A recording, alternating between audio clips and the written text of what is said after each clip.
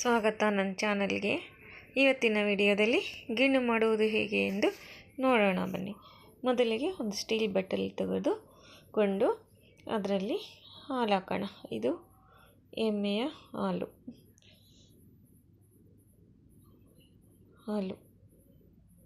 ಕರು ಹಾಕಿದ ದಿನದ ಹಾಲು, ಮೊದಲನೇ ದಿನದ ಹಾಲು. ಈಗ ಇವು ಗಿಣ್ಣದ ಹಾಲು ಅಂತಾರೆ. ಈಗ ಏಲಕ್ಕಿಯನ್ನು ಹಾಕೋಣ. ಅದಕ್ಕೆ 2 ಸಾಕಾಗುತ್ತೆ. ಆಮೇಲೆ ಅದಕ್ಕೆ ತಕ್ಕಷ್ಟು ಬೆಲ್ಲ, ಆಮೇಲೆ ಪುಡಿ ಮಾಡಿದ ಶುಂಠಿ ಪುಡಿಯನ್ನು ಹಾಕಬೇಕು. ಈಗ ನೋಡಿ, ಸಕ್ಕರೆ ಜೊತೆಯನ್ನು ಮಾಡ್ಕೋಬೋದು, ಕುಟ್ಟು ಹೋಗ್ಬೋದು, ಸಣ್ಣಗೆ ಪುಡಿ ಮಾಡ್ಕೊಳ್ಬೇಕು ಅಷ್ಟೇ. ಇವೆಲ್ಲವನ್ನು ಸೇರಿಸಿ ಮಾಡೋದು ಪ್ರೊಸೀಜರ್ ಏನಂತ ನೋಡ್ಕೊಳ್ಳಿ. ಈಗ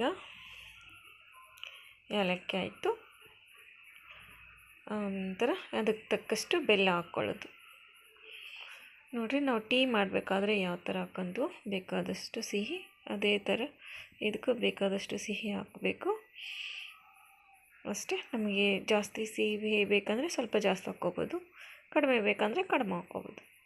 ಅದಕ್ಕೆ ಸಮಾಂತರ ಇದ್ದರೆ ಚೆನ್ನಾಗಿರುತ್ತೆ. ಸ್ವಲ್ಪ ಸಿಹಿ ತಿನ್ನೋರು ಇನ್ನೂ ಸ್ವಲ್ಪ ಜಾಸ್ತಿ ಹಾಕ್ಕೋಬೋದು ಅಷ್ಟೇ, ಏನಿಲ್ಲ, ಈಸಿಯಾಗಿ ಮಾಡ್ಬೋದು. ನೋಡಿ, ಗಿಣ್ಣದ ಪ್ರಿಯರಿಗೆ ಗಿಣ್ಣು ಮಾಡುವ ವಿಧಾನ ಅಂದರೆ ಅದು ಮೊದಲನೇ ದಿನ ಈ ಥರ ಬರುತ್ತೆ. ಆಮೇಲೆ 2ನೇ ದಿನ 3ನೇ ದಿನ ಒಂದೊಂದು ಹಸು ಒಂದೊಂದು ಥರ ಇರುತ್ತೆ. ಹಸು ಆಗಲಿ ಎಮ್ಮೆ ಆಗಲಿ ಹಾಲು ತಿಳಿಯಾಗುತ್ತೆ ಮತ್ತು ಇಷ್ಟು ಗಟ್ಟಿ ಬರಲ್ಲ. ಈಗ ನೋಡಿ, ಕಲಿಸ್ಬೇಕು. ಎಲ್ಲ ಹಾಕಿ ಕಲಿಸ್ಬಿಟ್ಟು ಆನಂತರ ಒಂದು ಪಾತ್ರೆ ತೆಗೆದುಕೊಂಡು ತೋರಿಸ್ತೀನಿ. ಮುಂದೆ ಪ್ರೊಸೀಜರು ನೋಡ್ಕೊಳ್ಳಿದ್ದೆ ಅಷ್ಟೇ. ಹಾಲಿನಲ್ಲಿ ಮಿಕ್ಸ್ ಮಾಡಬೇಕು. ಈ ಥರ ಎಲ್ಲ ಬೆಲ್ಲ ಕರಗಿಸ್ಕೋಬೇಕು. ಈಗ ಒಂದು ಬೌಲ್ ತೊಗೊಳ್ಳಿ, ಅಂದರೆ ಕಡಾಯಿ ಥರ ಇರೋದು ಅಗಲ ಪಾತ್ರೆ ಇದೆ ಅಂತಲ್ಲ, ಅಗಲ ಪಾತ್ರೆ ಯಾವುದನ್ನಾಗಲಿ ಆಗುತ್ತೆ. ಈಗ ನೀರು ಹಾಕ್ಕೊಳ್ಳಿ. ಮೊದಲಿಗೆ ನೋಡಿ, ನಾನು ಸೇರಿಸ್ತಿದ್ದೀನಿ ಅಷ್ಟು ನೀರು, ಅಂದರೆ ಒಂದು 25 ನಿಮಿಷ ಅಷ್ಟು ಹಬೆ ನೀರು. ಇದರಲ್ಲಿ ಒಂದು ಪ್ಲೇಟ್ ಇಟ್ಟು ಕೆಳಗಡೆ ಸ್ಟ್ಯಾಂಡ್ ಇದ್ದರೆ ಸ್ಟ್ಯಾಂಡ್ ಇಟ್ಕೊಳ್ಳಿ, ಇಲ್ಲಾಂದರೆ ಪ್ಲೇಟ್ ಇಟ್ಕೊಳ್ಳಿ. ನಿಮ್ಮ ಅನುಕೂಲಕ್ಕೆ ತಕ್ಕಂತೆ ಅದನ್ನು ಸೆಟ್ ಮಾಡ್ಕೊಳ್ಳಿ. ನೋಡಿ, ನಾನು ಅದರ ಪ್ಲೇಟ್ ಇಡ್ತೀನಿ. ಆನಂತರ ಕಲಸಿದ ಹಾಲು, ಗಿಣ್ಣದ ಹಾಲನ್ನು ಅದರಲ್ಲಿಡ್ತೀನಿ. ಆಮೇಲೆ ಒಂದು ಪ್ಲೇಟ್ ಮುಚ್ತೀನಿ ಅದ್ರ ಮೇಲೆ. ಆಮೇಲೆ ಸ್ಟವ್ ಮೇಲೆ ಇಡ್ತೀನಿ. ಒಂದು ಅರ್ಧ ಗಂಟೆ ಸ್ಟವ್ ಮೇಲೆ ಇಟ್ಟು ಆನಂತರ ನೋಡಬೇಕು. ಅರ್ಧ ಗಂಟೆ ಆಗುತ್ತೆ, ಇಲ್ಲ 25 ನಿಮಿಷಕ್ಕೆ ಆಗ್ಬೋದು. ನೋಡಿದರೆ ಗೊತ್ತಾಗುತ್ತೆ ಯಾವ ಥರ ಇದೆ ಅಂತೇಳಿ. ಈಗ ಸ್ಟವ್ ಹಚ್ಚಿ ಒಲೆ ಮೇಲೆ ಇಟ್ಟು ನಾನು ಅರ್ಧ ಗಂಟೆ ಆದಮೇಲೆ ನಿಮಗೆ ಮತ್ತೆ ತೋರಿಸ್ತೀನಿ.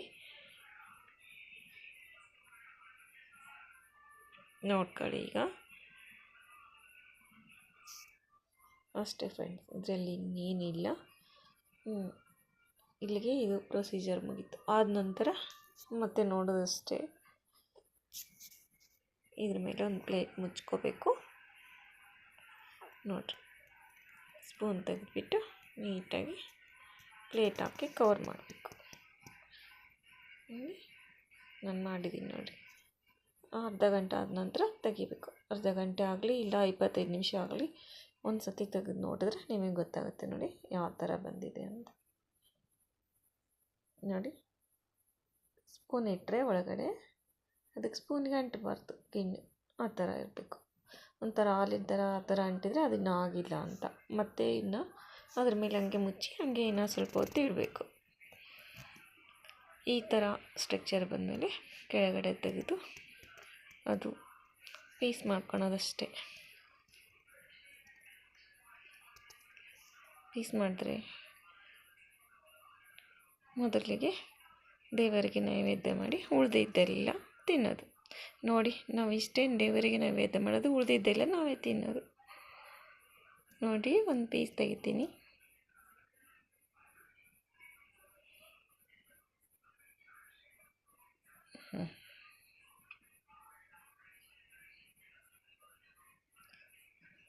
ಇದು ಯಾರೂ ನೈವೇದ್ಯ ಮಾಡೋ ಅವಸರ ಇಲ್ಲ. ಆದರೆ ನಾವು ಮಾತ್ರ ನಮ್ಮ ಮನೇಲಿ ಎಮ್ಮೆ ಇದಿದೆಯಲ್ಲ, ಎಮ್ಮೆ ಕರು ಹಾಕಿದೆ, ಅದಕ್ಕೆ ನಾವು ಮಾತ್ರ ಮಾಡ್ತೀವಿ. ಮತ್ತು ಎಲ್ಲರೂ ಮಾಡಬೇಕಂತ ಅಂದ್ಕೋಬೇಡಿ. ಓಕೆ, ಬಾಯ್.